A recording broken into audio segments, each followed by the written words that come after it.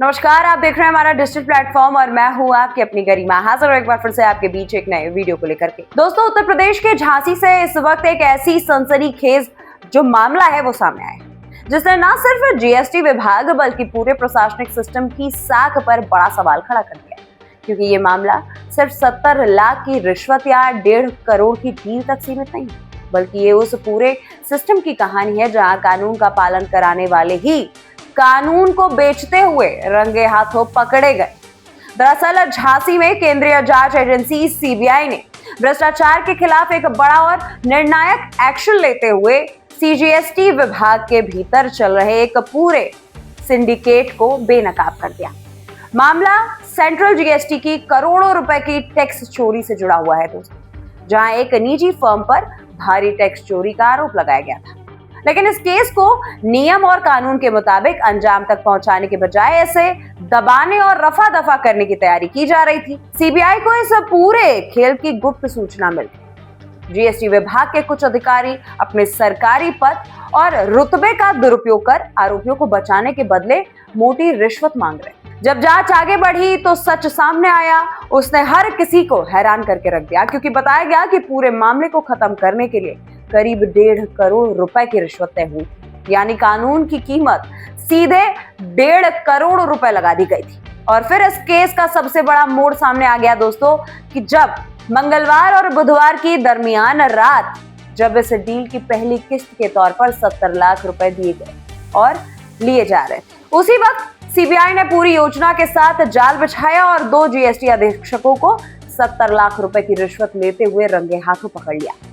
मौके पर कैश मौजूद था, डील चल रही थी और तभी सीबीआई की टीम ने दबिश देकर पूरे खेल का पर्दाफाश कर दिया। इस गिरफ्तारी के बाद जीएसटी विभाग में हड़कंप मच गया, लेकिन कहानी यही खत्म नहीं होती, क्योंकि इसके बाद सीबीआई ने झांसी में कई ऐसे ठिकाने थे जहां पर जाके उन्होंने एक के बाद एक ताबड़तोड़ छापेमारी शुरू की, जिसमें सबसे अहम छापा सिपरी बाजार थाना क्षेत्र में स्थित सीजीएसटी की डिप्टी कमिश्नर प्रभा भंडारी के आवास पर पड़ा। और यहाँ जो मिला उसने हर किसी को चौंका कर रख दिया, क्योंकि सीबीआई की अब तक की तलाशी में करीब 1 करोड़ 60 लाख रुपए नगद, भारी मात्रा में सोने और चांदी के आभूषण, कीमती सामान और कई अहम संपत्तियों से जुड़े दस्तावेज बरामद किए गए।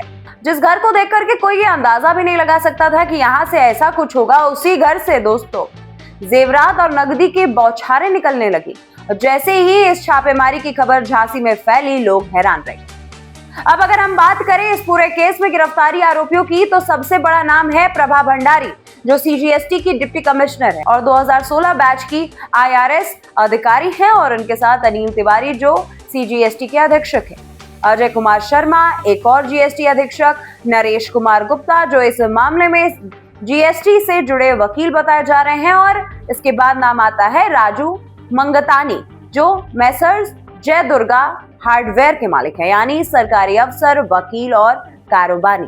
तीनों ने मिलकर एक ऐसा सिंडिकेट चला रहे थे जिसका मकसद था करोड़ों की टैक्स चोरी को पैसों के दम पर दबा देना।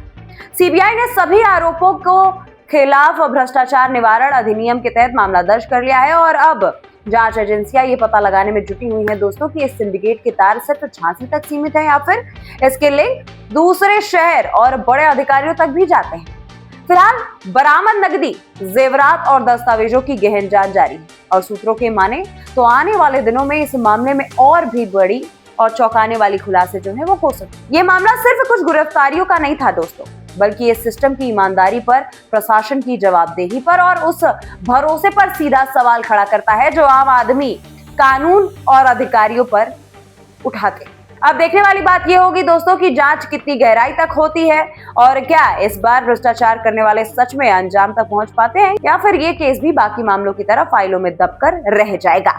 आप इस पूरे मामले पर आखिर क्या सोचते हैं, आप कमेंट करके हमें जरूर बताइए। मिलती हूँ मैं आपसे अगले वीडियो में, तब तक के लिए नमस्कार।